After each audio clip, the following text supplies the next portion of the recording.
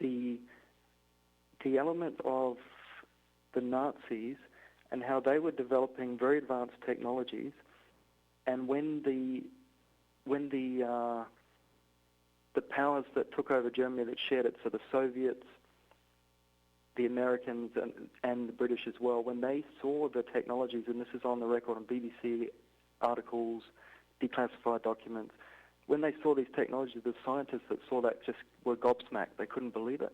And this led to a now declassified CIA program called Operation Paperclip, which involved bringing 15,000 Nazi scientists and psychiatrists into America post-World War II.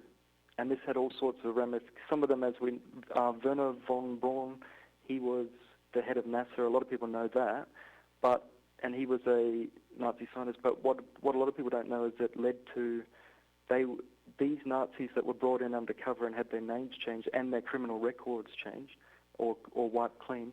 They were then in charge of the mind control programs, things like this, Plum Island. So germ warfare continued. So some of the Nazi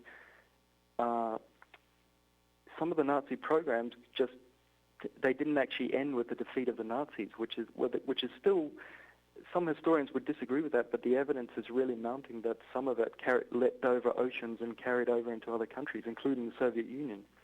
Right. And that's a big overarching theme, because a lot of the ideas like Orwellian, the things that he predicted, George Orwell in 1984, about how the future would be like this mass surveillance, that we would have no privacy, and those ideas to me sound very fascist.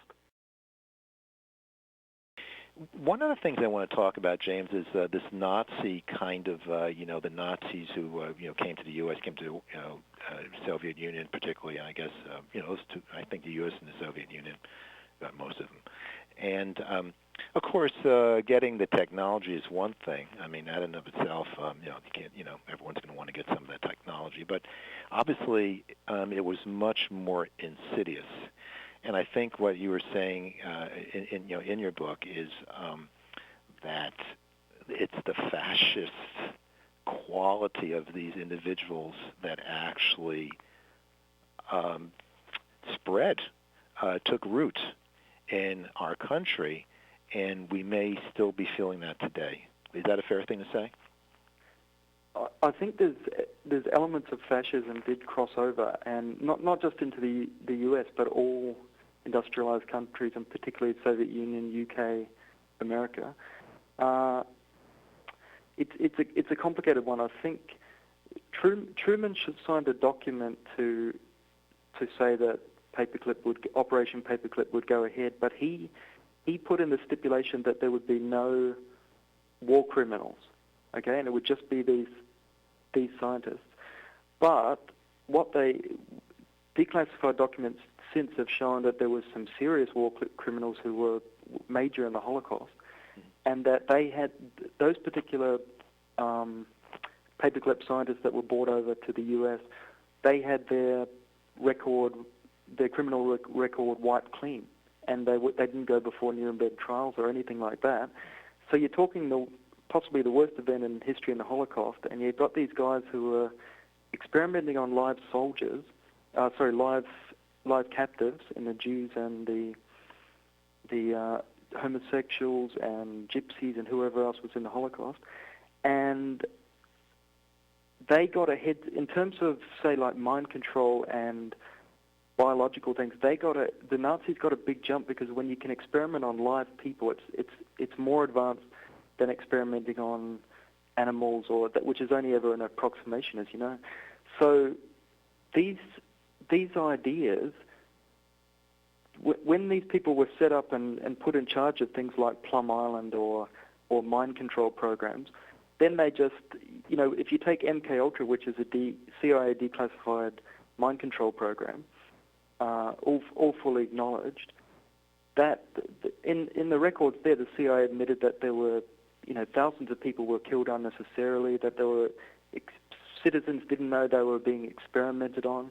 And then to go further beyond what's been acknowledged, some people say it was responsible for what you call Manchurian candidates and people being assassinated and people doing assassinations that they didn't know they were actually doing because it's a part of their mind that's beyond that. So all these things are, the Nazi ideologies continued, even right down to looking for orphans, which is what they did in the Lebensborn program, and even before World War II, they were experimenting on orphans. So I believe it was that by the U.S. allowing these Nazis in, it wasn't just a little dirty secret. I believe it was moral corruption at that point, and it led to, and each one of those, so 15,000 that we know of came in, and not everything's been declassified. For all we know, Joseph Mengele, who was the notorious angel of death in the concentration camps and experimented on thousands of, right down to babies and twins and all sorts. For all we know, he was brought in undercover. We don't know the full extent of Operation Paperclip. So I do believe elements of fascism did carry forward, and these Nazis had a huge influence on our modern societies.